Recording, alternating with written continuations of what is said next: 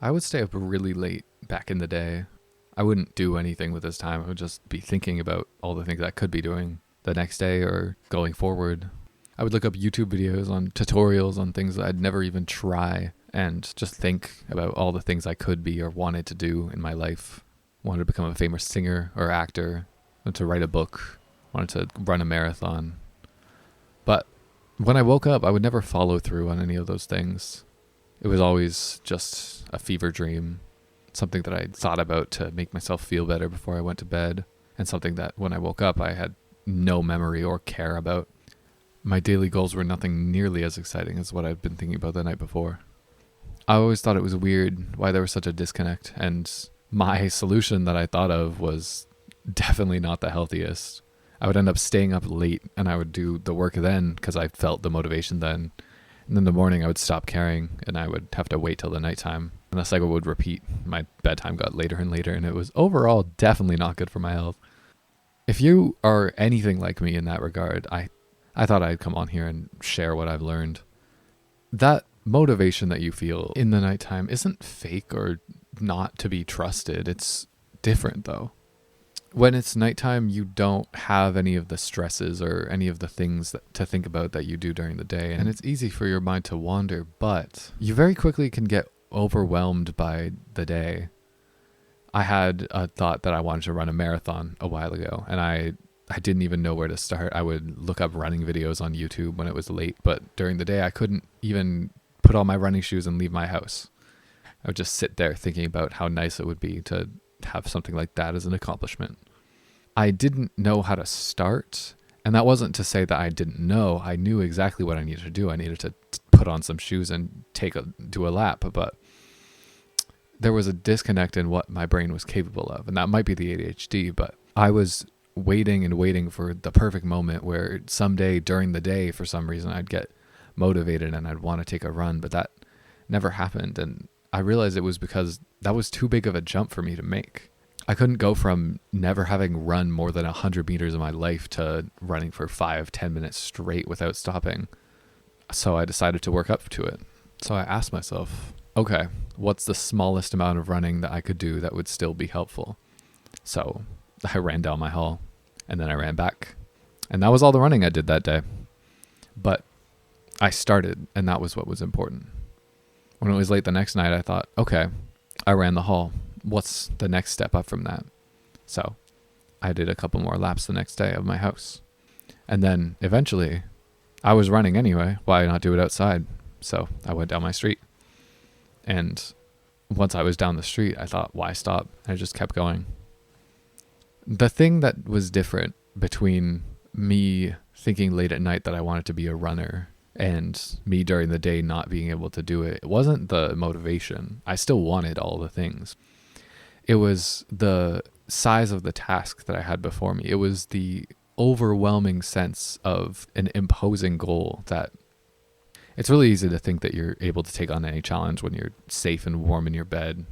It's really easy to think that the world can't hurt you when you have a blanket around you and a soft mattress underneath. But it's hard to confront any sort of challenge in that mindset, and that's what leads you to not accomplishing anything. When your goals are so nebulous as to, I want to become a runner, I want to write a book, I want to get a promotion at my job, then you wake up and the only goal you have is getting your coffee, eating breakfast, getting in the car, going to work, going to school. Those goals take over because they're easier to accomplish and your brain likes easy things. Any sort of big task, you can't just start. It's not that simple. It's not that easy, at least for me, because it's too large of a thing to take on at once. I have so many things that I want to do, and until very recently, never even attempted most of them. They just sit in the back of my head and I think about them at night.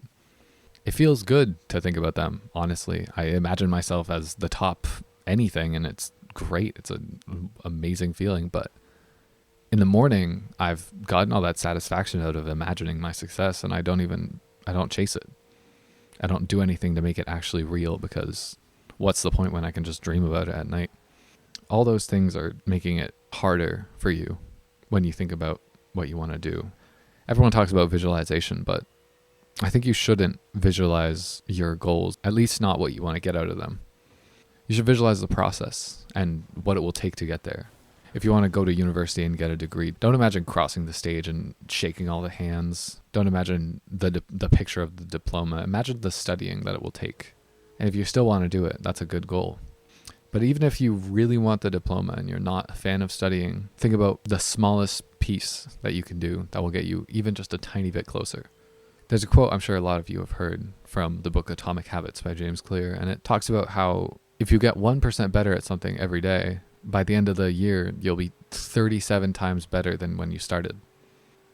I think it's unreasonable to expect you'll be 37 times better at anything you try, but what about 2 times better? What about 3? Any effort you can put towards a goal is helpful, so why aren't you doing it? Starting is always the hardest part, so make that the easiest thing you can do. Think about the easiest way to start. You have a novel, make a Google Doc, write 1 sentence. You want to run a marathon, run 10 steps. Decide that every morning you'll run to the one side of your room and then the other. And just keep doing it until that becomes easy. Once that's easy, you can start writing a paragraph. Start running for 2 minutes. And it's easy to do these examples when it's just a raw output thing, but this can be used in anything. It's not that you can't start and that you're a different person at night. It's that you don't know what to do to get to your goal. At night, your mind runs off and thinks about all the great things it can accomplish. But you in the morning just care about what you can do right now. And if that doesn't seem easy, if there's no clear path forward, you're not going to do it. You're just going to stay where you are. If you do feel like the person at night is different from the person during the day, then you need to have them be able to communicate with each other and not just remember late at night how much you wanted to do during the day. So if I had to give you homework for this video, it would be to write down your goals, and then not just your goals, but the first step you're going to have to achieve them. If you can write down a whole list of things, a quest line that'll eventually get you to where you want to be, but just the first step, maybe a couple more down the line. You could have run for 1 minute, run for 5 minutes, eventually run for an hour. And just by working up to it, you'll accomplish more than you ever would have thinking about it late at night, doing nothing. Just by having small, achievable steps, you'll get there eventually. You won't feel all that resistance that you have to completing your goals, that resistance to starting when it's during the day. You'll have 5 minutes. Instead of going on your phone, why don't you work towards something that you really want, something that you actually care about? There's never something that can't be broken down into smaller tasks. So why not chase your dreams? Just think about the smallest thing you can do and start there. You can work your way up eventually. What's important isn't that you're behind or that you haven't achieved your goal yet. What's important is that you're working towards it. And that if you keep going, you'll get there one day.